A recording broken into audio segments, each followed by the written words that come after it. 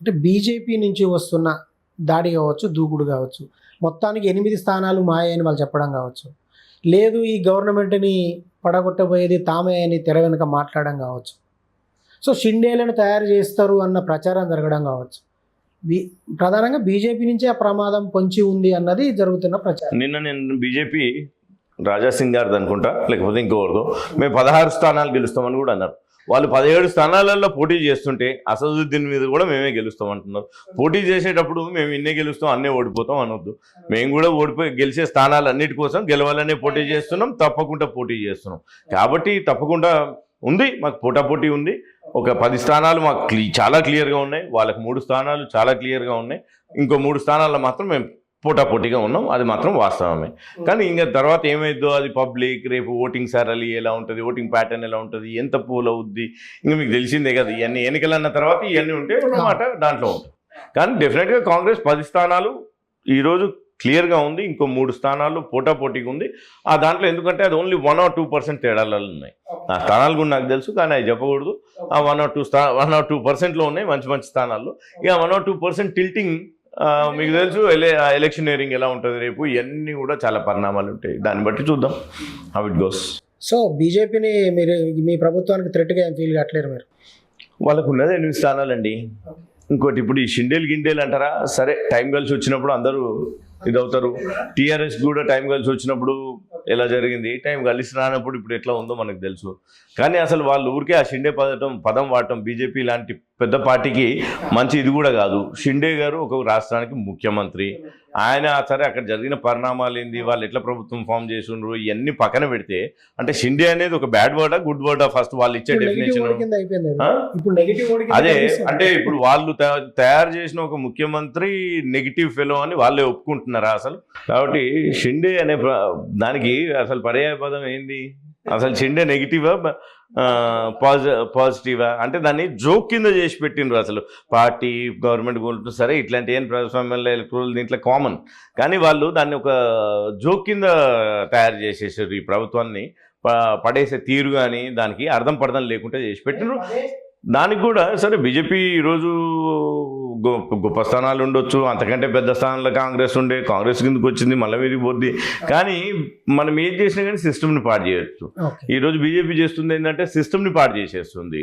ఈ మన స్పాయిల్ చేసే ఇది ఎంతవరకైనా సిస్టమ్ పాడయ్యే లెవెల్ వరకు పోవద్దు. ప్రజలు దానికి అలవాటు పడ్డ తర్వాత మనం మళ్ళీ బాగు చేయలేం.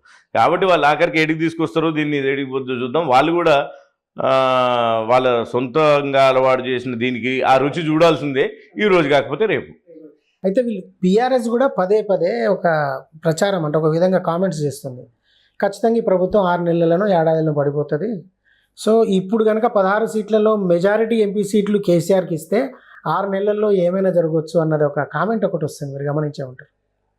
మెజారిటీ సీట్లు వస్తాయి కదా, వాళ్ళకు 1-2 స్థానాలు వచ్చినప్పుడు ఆలోచిద్దాం. అది June 4 మళ్ళీ మనం June 5వ తారీఖు ఇంటర్వ్యూ చేద్దాం, ఆ రోజు మాట్లాడదాం. అదొకటి. ఇంకొకటి మొన్నే ఓడిపోయినారు, వాళ్ళకు కూడా వాళ్ళ పార్టీని కాపాడుకునే పరిస్థితి ఉంటుంది. జోక్స్ పార్ట్ సీరియస్గా చెప్పాలంటే వాళ్ళు కూడా వాళ్ళ పార్టీని కాపాడుకోవాలి. అభద్రతా భావనలు ఉన్నారు కొంతమంది కింది లీడర్లు, వీళ్ళంతా ఇప్పుడు as a party chief KCR గారు కూడా వాళ్ళకి ధైర్యాన్ని నింపాలి, ధైర్యాన్ని నూరాలి. కాబట్టి దాంట్లో భాగంగానే అని నేను అనుకుంటున్నా. ఎందుకంటే చూస్తున్నాం కదా కింద నాయకులు ఎట్లా జారుకుంటున్నారు, ఏం జారుకుంటున్నారు అనే క్రమంలో అది కేసీఆర్ గారికి కూడా తప్పదు. ఒక యుద్ధం జరుగుతుంది, యుద్ధంలో ఓడిపోతాం, సైనికులందరికీ ఏం నూరిపోస్తాం, ఇక్కడితోనే అయిపోదు, నేను నడిపిస్తా, మీకెందుకు, వచ్చేసారి మనదే రాజ్యం, సేమ్ ఇవన్నీ దాంట్లో భాగమే. కాబట్టి he is doing his duty. Okay, జారిపోతున్నారన్న ఓడు వాడిది కాబట్టి మీరు అంటే మీ నియోజకవర్గంలో ప్రధానంగా మీకు ఎంపీ టికెట్ అనౌన్స్ కాకముందు నుంచే బీఆర్ఎస్ నుంచి చాలామంది నాయకుల్ని శ్రేణుల్ని తీసేసుకున్నారు మీరు, అంటే మ్యాక్సిమం ఎంకరేజ్ చేసిరని. ఇప్పుడు అసెంబ్లీ ఎన్నికల ముందు అంటారా?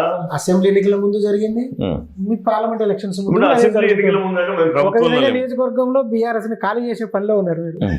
అయితే మీకు చెప్తా, ఓకే, అసెంబ్లీ ఎన్నికల ముందు అంటారా మేము ప్రతిపక్షంలోనే ఉన్నాం.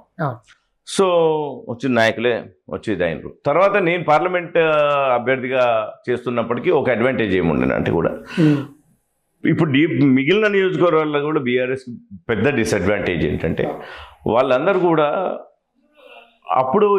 ఎప్పుడో కాంగ్రెస్ పార్టీలో మాతో పాటు పనిచేసిన వాళ్ళే. సో ఆ ఉన్న సంబంధాలు ఇవన్నీ కూడా ఏం చేస్తాయి, ఒక రకంగా అది ఏర్పడుతుంది. టీఆర్ఎస్ సొంతంగా వాళ్ళని ఎవరిని టీఆర్ఎస్ చేసుకున్న బ్యాడ్ ఏంటంటే టీఆర్ఎస్ వాళ్ళ సొంతంగా చాలా తక్కువ మందిని తయారు చేసుకుంది. వాళ్ళకు అవసరమైన వ్యక్తుల్ని అవసరమైనప్పుడు ఎప్పటికప్పుడు వాళ్ళని పార్టీలో చేర్చుకోవడం, వాళ్ళని ఉపయోగించుకోవడం ద్వారానే నడిపింది తప్ప కింది స్థాయిలో వాళ్ళ సొంతంగా నాయకుల్ని తయారు చేసుకోలేదు. అందుకే వాళ్ళలో ఆ లాయల్టీ అది కొరబడ్డది. ఇప్పటికీ కాంగ్రెస్ పార్టీలోకి వచ్చిన వాళ్ళు అమ్మయ్య నేను నా పార్టీలోకి వచ్చి, ఎందుకంటే వాళ్ళు ఇక్కడ తయారైంది కాబట్టి ఇక్కడనో దగ్గర ఒక మూలాలు ఉంటాయి, వాళ్ళకు బ్యాక్ ఆఫ్ ద మైండ్లో ఒకటి ఉంటుంది కాబట్టి ఆ ఇది ఉన్నది. ఇక మా నియోజకవర్గానికి వస్తే నేనే అభ్యర్థిగా పోటీ చేయడం ఒక పెద్ద అడ్వాంటేజ్. వాళ్ళందరికీ మాతోనే సంబంధాలు మంచి సంబంధాలే ఉన్నాయి.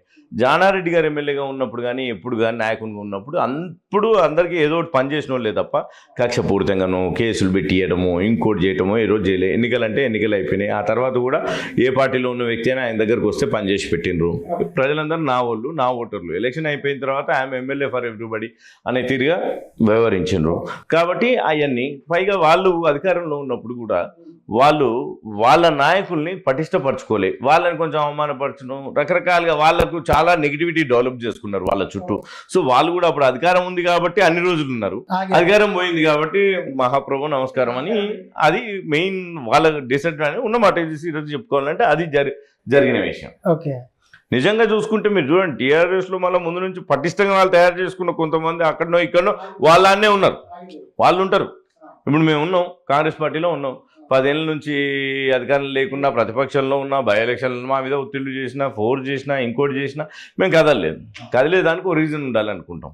కానీ అట్లా లేని వాళ్ళని తయారు చేసుకుంటూ పోయింది కాబట్టి మీకు కూడా ఆఫర్ వచ్చిందట కదా ఇప్పుడు బై ఎలక్షన్స్ అని బీజేపీ కూడా ఆఫర్ చేసిన ఆహ్వానం, దాన్ని ఆఫర్ అనొద్దు, బీజేపీ కూడా ఆహ్వానించారు, టీఆర్ఎస్ వాళ్ళు కూడా ఆహ్వానించారు. బట్